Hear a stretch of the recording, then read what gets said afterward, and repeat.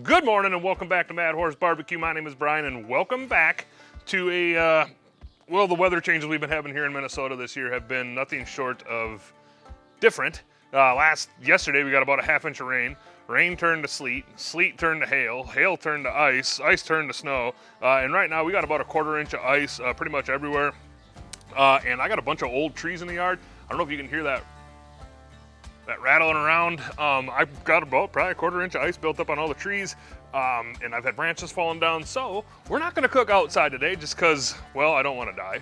But I don't want to die, and two, Crocs right here. These do not do good and nice. Now one could say I could put boots on, but I wear what I want. So what we're actually going to do today is we're going to do a spatchcock chicken, and we're going to do it in the oven. Yeah, you know, I want to shoot a video. I wanted to maybe shoot a few oven videos here for a while. Just just solely on the fact that I don't think a lot of people realize that anything you can cook in the oven, you can cook on a grill. And I mean anything you can cook in the oven, you can cook on a grill, especially like a pellet grill. A pellet grill, essentially, all that is like a wood-fired convection oven, except, you know, it's wood-fired, so you get a little bit of a smoky flavor. So I got a chicken. We got to get it spatchcocked.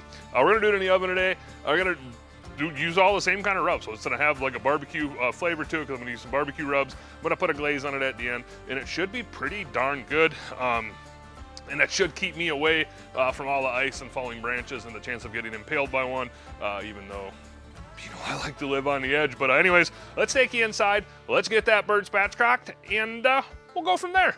All right, guys, first things first, got our chicken here. This is about a 6-pound chicken. This is the Smart Chicken brand. Really good chicken.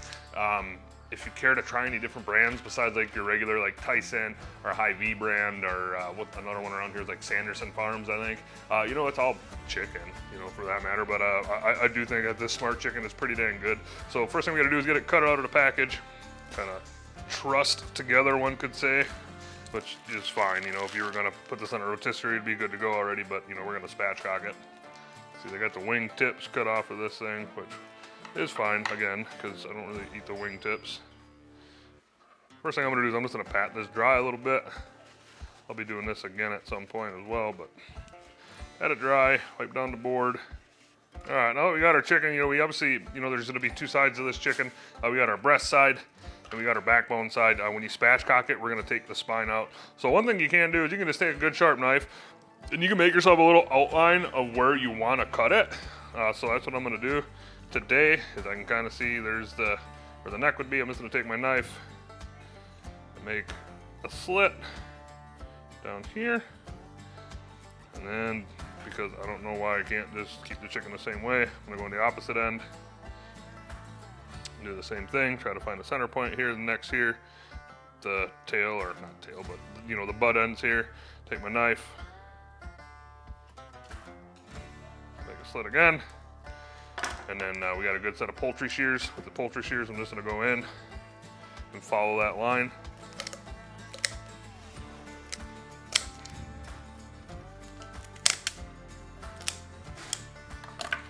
Take your knife and cut any other skin off of it. Turn it, do the same thing on this side. Follow your knife.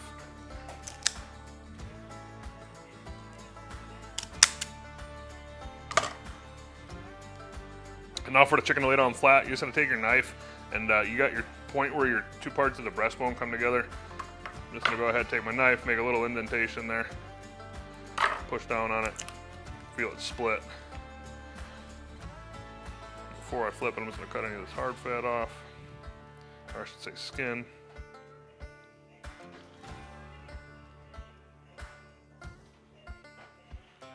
When you get it to a point that you like, I'm just gonna go ahead and flip this thing over. Now the chicken will lay nice and flat.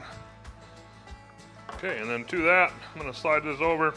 Got myself a baking sheet here and a drying rack kind of on it, or cooking rack on it. I'm gonna cook it just like this in the oven today.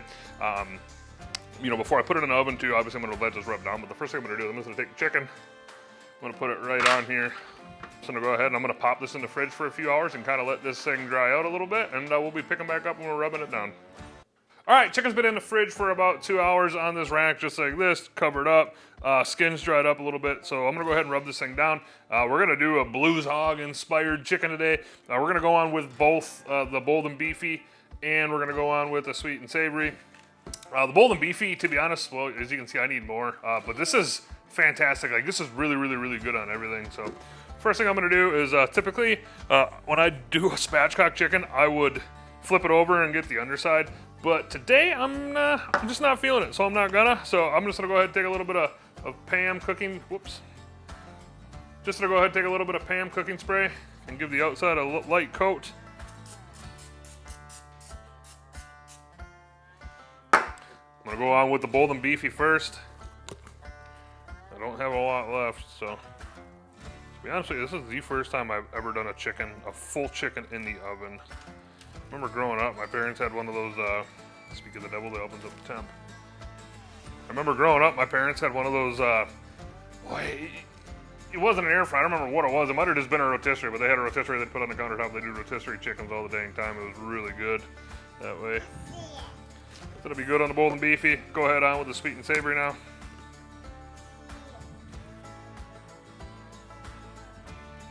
So once we got the chicken covered, I'm gonna go ahead and take my meter plus, and we're gonna monitor temps with that today. Just like that. And then I'm gonna go ahead and leave this just sit out just for a couple minutes here, and we'll pick back up when we're throwing it in the oven. All right, guys, oven's up to temp. Pardon the mess on the countertop, so we're doing a little family vacation here tomorrow and starting to stage stuff that we're gonna take with us. But pop open the oven, put this chicken right on the center rack. Cooking at 300 degrees today, cooking right over that drip pan. And we're just gonna go ahead, close this thing down. And yeah, at 300, this thing was about a 6-pound chicken. Took the back one, probably about 5.5-pound chicken. This probably take, I'd say anywhere between 2 and 3 hours, I'm guessing. So we'll check back in here after about an hour. All right, we're about 1 hour in. Internal temp on the chicken right now is right at about 105. Go ahead and take a quick peek at that bird. Looking pretty dang good. So I'm just gonna go ahead and rotate this thing 180. Slide it back in.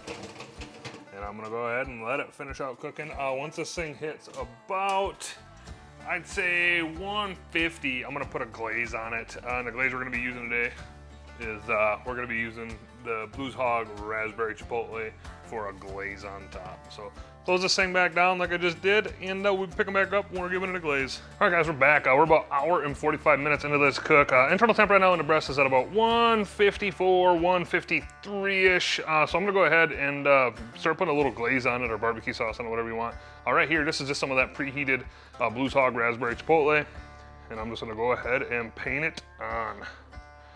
Now when you're doing any kind of glazing, I think a good tip is to put it on when it's nice and hot, because it does spread a lot easier. If you've never had this Blues Hog Raspberry Chipotle, you really need to give this a shot.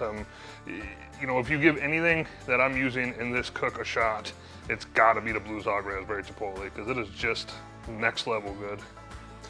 For those of you wondering if this is crispy skin,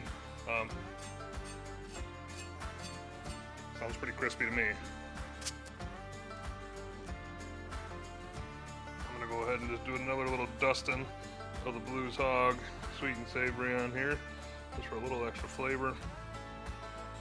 I'll go ahead and pop this thing back in the oven. This isn't gonna take much longer. It's like I said, it's already at 155. Well, I don't remember what I said, 153 or 154, but I would bet you in the time that I shot this video, it's probably carried over probably another degree or two. So I'm just gonna pop this into the oven just for about 5 minutes, let the sauce set, and we'll be picking back up when we're cutting into it. All right, guys and girls, we are back, and it's time to eat. Real quick, over to cook times. Right at about 2 hours at 300 in the oven. At the 1 hour mark, I rotated a pan 180 for even cooking, even though ovens cook pretty darn even. And here is the finished product. I can tell you right now, you know, and then after, you know, once it hit about 150, I did go ahead and I threw a glaze on there, you know, using that Blues Hog Raspberry Chipotle. I can tell you right now, you know, the benefit of cooking something like this inside is your whole house tends to smell like whatever you cook in the oven. And as long as you don't have too many lattes and fall asleep with the pizza in the oven, this right here, been there a couple times, but anyways, this right here smells absolutely fantastic.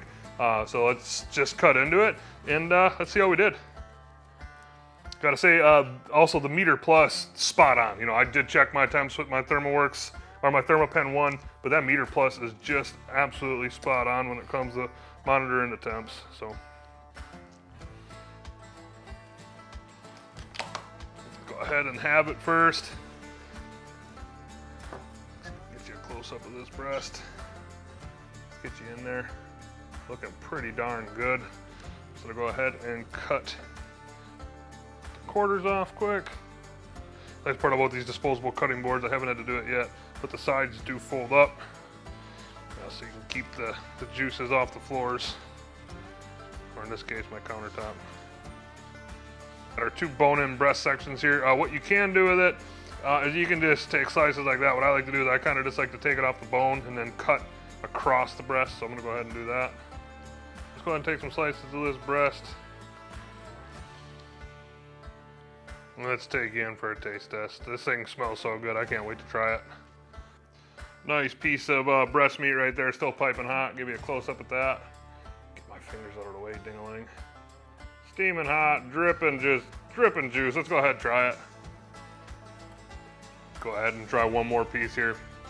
All right, so that is the flavor you get from all those Blues Hogs products on there is absolutely fantastic. The bold and beefy, I know it's bold and beefy, so you immediately think it goes on beef. It really does go well on everything I've had it on so far.